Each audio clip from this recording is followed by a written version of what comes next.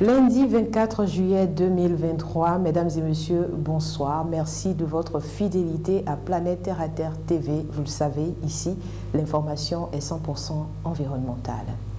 Du 19 au 20 juillet 2023 à Abomey-Calavi s'est tenu un atelier sur les solutions fondées sur la nature. Organisé par l'ONG ACED et l'UICN France, l'atelier a réuni des experts, des praticiens et des acteurs de premier plan dans le domaine de la conservation de la nature. Ce vendredi, une visite de site a permis de promouvoir des approches durables pour la gestion des écosystèmes et la préservation de la biodiversité. Agroécologie, ACED met en œuvre une charte agricole responsable. C'est un reportage de Freddy Adjarossi et Gildas Dalmeda. Nous sommes amenés à visiter sur le terrain le site où ACED est en train d'exercer, de mettre en pratique sa solution fondée sur la nature. L'ONG ACED Bénin met en œuvre une initiative avec la ville d'Abomey-Calavi et la direction du cadre de vie et du développement durable sur la renaturation de la ville. Pour cela, nous avons développé 3 approches. Une première approche qui consiste en fait à aménager des espaces pour la production agroécologique. Donc c'est le cas ici à Wedo.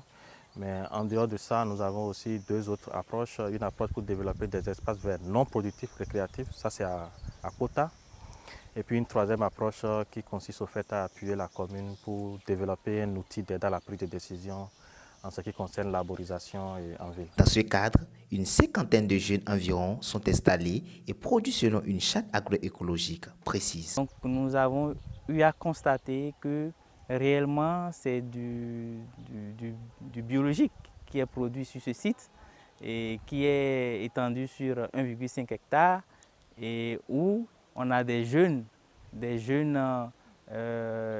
qui diplômés bien sûr et qui produisent des produits maraîchers et en utilisant des fientes. ACED Bénin est un centre de recherche et d'action qui travaille pour développer des solutions innovantes. Nous menons des recherches pour développer des solutions innovantes et ensuite nous prenons le temps de les tester, de les déployer sur le terrain.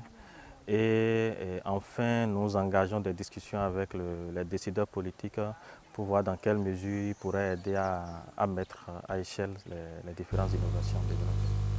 Depuis 2018, AYCC Regional Youth Climate Camp crée un cadre inclusif de discussion et d'action en mettant en commun les idées des jeunes tout en leur fournissant les connaissances et outils nécessaires permettant de concrétiser les projets novateurs pour relever les défis climatiques dans leur communauté. Cette année, c'est à Bono, dans la vallée de l'Ouémé, au sud-est du Bénin, que s'est tenu le camp climat régional des jeunes.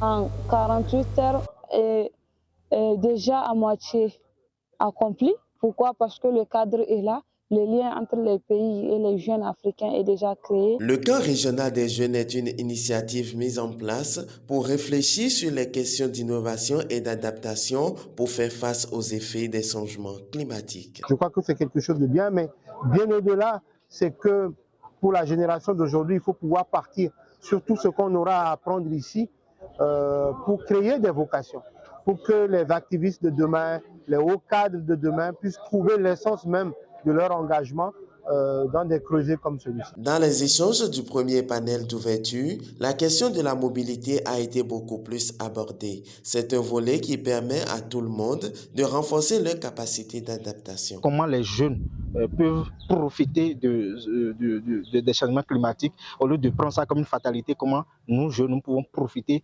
du changement climatique pour pouvoir, bien évidemment, nous en sortir, avoir des revenus et justement nous épanouir tout en développant un monde beaucoup plus durable. Vous cherchez à mieux comprendre le concept, vous cherchez à savoir comment les gens en sont arrivés là.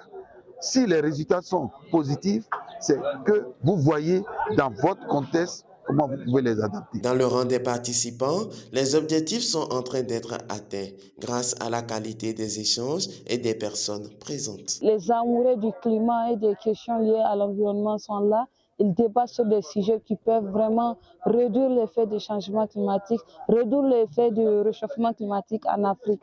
Donc je pense que les objectifs sont en cours d'être atteints. Quand climat régional, quand les jeunes s'intéressent aux innovations vertes, revenons ici sur les propos de quelques experts, partenaires et participants du camp Abounou. Je suis présent au camp climat régional des jeunes où on parle bien évidemment du climat. Je crois que c'est quelque chose de bien, mais bien au-delà, c'est que pour la génération d'aujourd'hui, il faut pouvoir partir sur tout ce qu'on aura à apprendre ici pour créer des vocations, pour que les activistes de demain, les hauts cadres de demain puissent trouver l'essence même de leur engagement dans des creusets comme celui-ci. Quand les jeunes sortent, jeunes comme adultes, mais on commence toujours par les jeunes. Quand vous sortez, vous allez voir des choses. Ça veut dire qu'il y a un moment, vous allez voir des choses. Quand vous allez voir et vous voyez les choses, ayez en retour qu'est-ce que je peux en tirer. La mobilité dont il est question ici, c'est d'apprendre des technologies et de les mettre en œuvre. Et c'est dans ce sens que la mobilité est tout à fait pertinente sur ces questions d'adresser les questions liées au changement climatique. Quand on parle d'adaptation pour ce qui nous concerne, nos pays africains, quand on parle d'atténuation, les technologies existent, mais il faut aller les apprendre et venir les adapter dans nos pays. La première des choses à faire en tant que participant pour honorer son pays, c'est d'abord de restituer ce qu'on a appris ici, de repartir avec les expériences des pays amis pour essayer dans nos pays. Il faut quitter l'étape des discours. Et il faut quitter l'étape de vouloir expliquer les concepts et voir si ce qu'on fait, ça correspond au changement climatique ou pas. Non!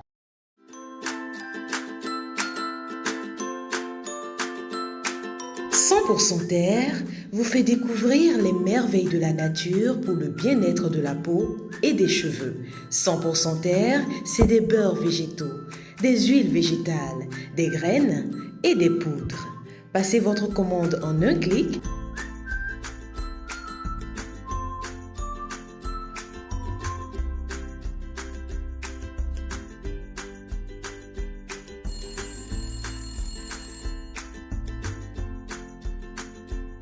100% Terre, le bonheur est dans la nature.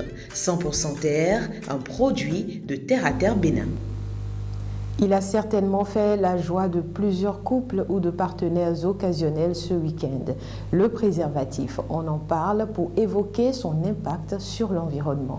Le préservatif, quels en sont les constituants? Les populations nous ont répondu au micro de Freddy Adiarossi et Julien Tongjo. Je ne sais pas de quoi est fabriqué le préservatif, honnêtement. Préservatif pour combien d'anneaux ou bien quand... Je n'ai pas bien compris. Le préservatif. Ah, il n'est pas tenu, mais... Question, mais... Préservatif, ça a été fait avec... sous forme du sachet, je pense. Sachet en plastique, là. Oh! Ah, c'est vrai. C'est plastique, ce n'est pas bon pour la planète. Sans finir d'utiliser le préservatif, on jette ça dans la poubelle. Il y a là où on met ça, c'est là-bas, tu vas aller mettre ça. Même pour exposer ça, les enfants ils vont garder ça. Non, ça c'est pas bon. Normalement,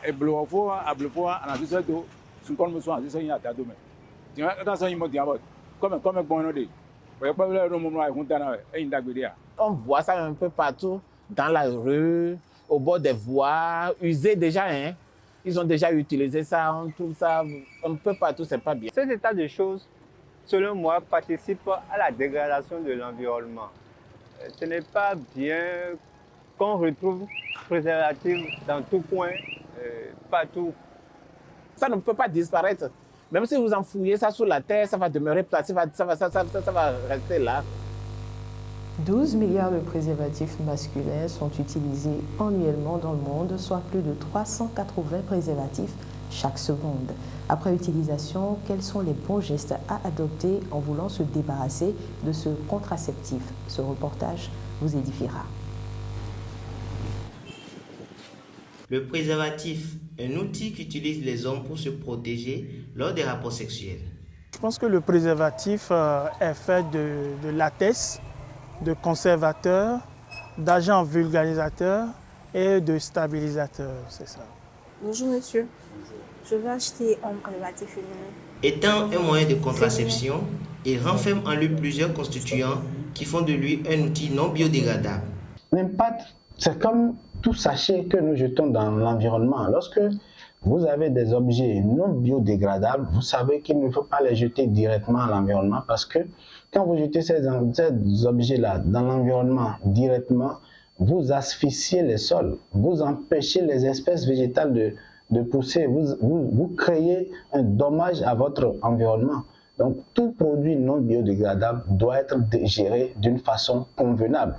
Et la façon qu'il faut, bien des gens le savent, il faut les traiter avant de les rejeter dans l'atmosphère. Et il nous faut une stratégie de tri de déchets après usage du préservatif. Cela appelle un traitement spécifique.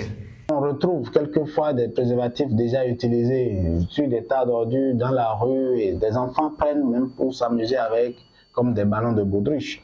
C'est bien dangereux. On ne doit pas jeter ça dans l'environnement comme ça. On doit traiter ça comme les sachets plastiques. Et généralement, nous n'avons pas la stratégie de tri de déchets. C'est ce qui nous manque. En temps normal, lorsque nous finissons d'utiliser, la meilleure stratégie serait de les jeter dans la poubelle. Et les gestionnaires de ces poubelles doivent procéder au tri des déchets qui sont dans ces poubelles pour qu'on ne jette pas les produits non biodégradables dans la nature avec les produits dégradables. Ce journal télévisé est à présent à son terme. Une seule chose à faire maintenant, aimez cette vidéo, partagez-la, abonnez-vous à notre chaîne et surtout activez la cloche de notification pour recevoir l'alerte en temps réel dès que nous publions un nouveau contenu. Protégez l'environnement parce que l'environnement, c'est vous.